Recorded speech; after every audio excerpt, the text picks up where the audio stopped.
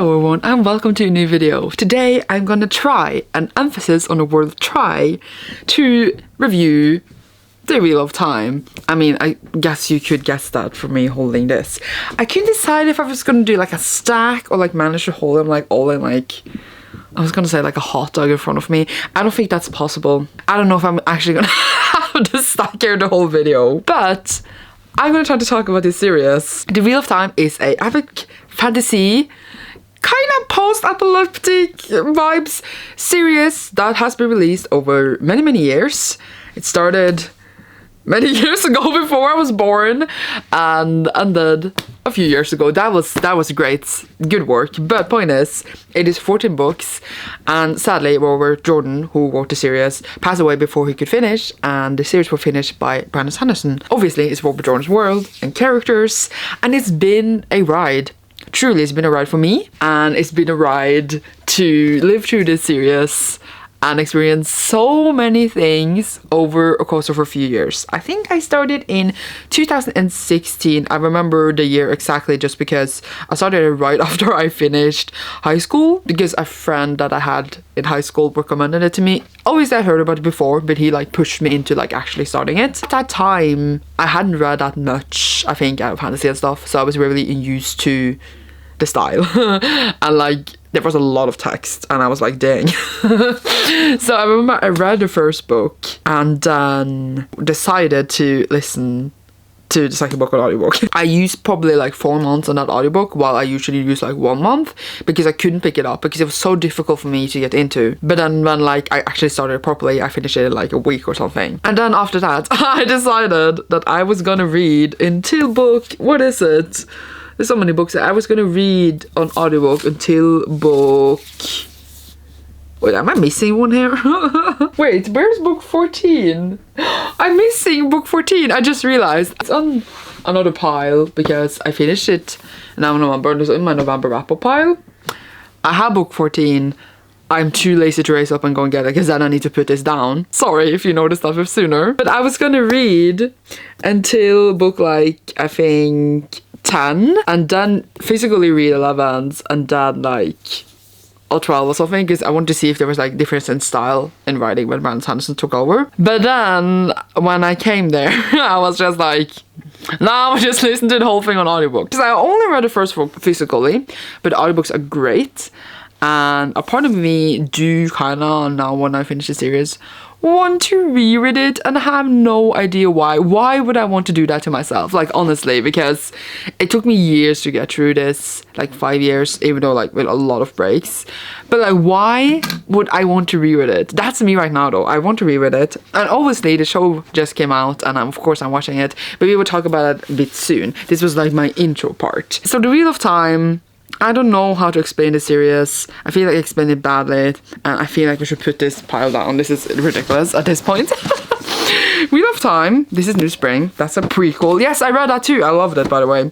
Starts with Eye of the World, and in this one we are basically set in this tiny village called Emma's Field, and then this Aes Sedai arrives in the village, who is basically like a wizard, but they're only women, and she says that one of them is the Dragon Reborn, aka the chosen one to fight the Dark One, who is breaking out of his prison at the time. Vibes from the TV show, we'll discuss that soon.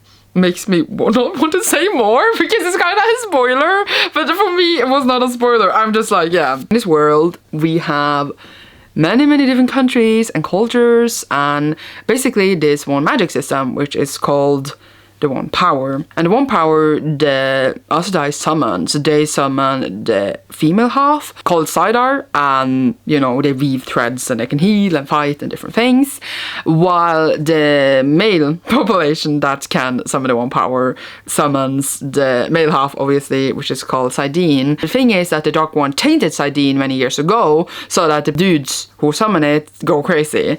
And I think that concept is really interesting. It makes the women in the world be the ones in power, kind of different kind of vibe than other fantasy at the time, I think, where, you know, female characters are not, you know, really prominent. And that's what Wheel of Time has in general, is the characters. So we have several main ones, and I'm gonna just talk a bit about each of them, what I think about them. I mean, like, there are literally like thousands of named characters in the series. I cannot talk about every one of them, but I will talk about some. So obviously we have Moraine, who is the Aes Sedai who arrives in the village. Loved her, absolutely adore her. I love that Rosamund Pike is playing her in the series. For those who have read the books, know where her journey goes. And I was quite surprised in the end. That's all I got to say. I don't want to say more. It's so hard to talk about this, but I'm not going to spoil anything, obviously. Now we have Lan, who is her warder, and he is my favorite character. He was my favorite character from book 1, and then I missed him when he wasn't as much there. Still my favorite character. And in the show, sorry, I'm like in show vibes right now because it just came out, so I'm really sorry if you can hear banging. It's just my nephew running around. And then of course we have the people in the village. We have Rand and Perrin and Matt, who is like the main 3 dudes. Of course, we have many other characters, but that's not the point. And overall, they all went on different journeys. That's the whole point with this series. It has so good characterization and character development that made all the characters like go through different phases where they are kind of, I will be honest, a bit annoying, like we all are in our lives. But they all grow and learn from all the things they do. There's so much good character development. There was like points where I really detested Rand, for example. How much to say about this character though? But yeah, either way. Also, can someone answer the question if he's actually in a poly relationship or not, because I want to know. Because the love thing with Rand, love all of them though, but is it a poly relationship? It is, right? I'm not stupid, right? Either way. And then we have Matt, who is probably my least favorite of the 3 main boys, because he just have this personality that it doesn't really click with me, but I do think he's written really, really well. In the beginning, he was like annoying for certain reasons, because it's not completely his fault. But he develops and becomes into a really great character that like his characterization, I think, is very like solid and like thought out. So I love him. But like, I don't love him personally. I don't know how to describe it. And then we have Perrin, who is my boy. I do think his character went, I would say, directions after he meets a certain other character later. If you read the books, you know what I mean. And I don't love that because I think it was too much focus on that one part of him. But I don't hate him. He's my boy, and you know, he's so cool. So what else to say? And then of course we have the main female characters. We start off with Nynaeve and Egwene. And Nynaeve used to be my favorite. Like, I loved her, but then she started to annoy me. Sorry, I got easily annoyed because I felt like she never developed. She took such a long time. I felt like she was like the same for a really, really long time, where she was just like angry and like pulling her braids. That was like all she did for like several books, which is why she like started to go on my nerves a bit. I think she's awesome.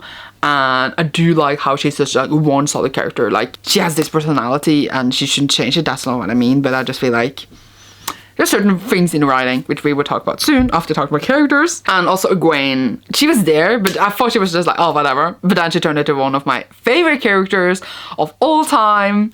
She is so good. In book, I think it's in book 11 and 12, when certain things are happening in the White Tower, I can say at least. It's like, was one of my favorite plot lines because Egwene made it so good. And oh god, she is like, I would follow her anywhere.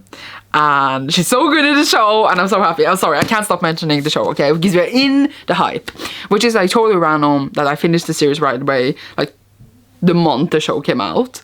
And now I feel like I started back in the beginning, and it's such a weird thing. Totally doing this out of order, but it's fine. The characters are so solid. It makes them so real. After spending 14 books with them, I feel like they're my friends. I feel like I know them throughout. I feel like I never read a series where I know the characters so well and feel like I've really been on them to this whole journey. And feel like I never like experienced that as fully as in this series. And that's the same with the world. I have never read a series that has such good world building, where I literally feel like the places and the people I'm reading about are real, because they're so thorough, and it feels like I am literally in this world. I don't know how to describe it, because I read loads of fantasy, loads, and some of this is so good, but I just feel like when you spend such a long time with this, and when you are so immersive in it, it's like you totally disappear. And it's like one of the amazing feelings where you're reading something and you can totally disappear into it. I love what Warden Jordan did with like the different, I was gonna say species, that's the wrong word. Oh god.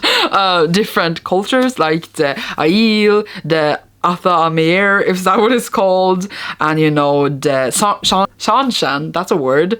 I listened to the audiobooks like 13 times, but I suddenly couldn't pronounce that. You know what I'm talking about. How they are, how they act, what they believe in. I don't know. I just think that nothing I have read can compare to that, and I appreciated what they have done. I appreciate reading all these books.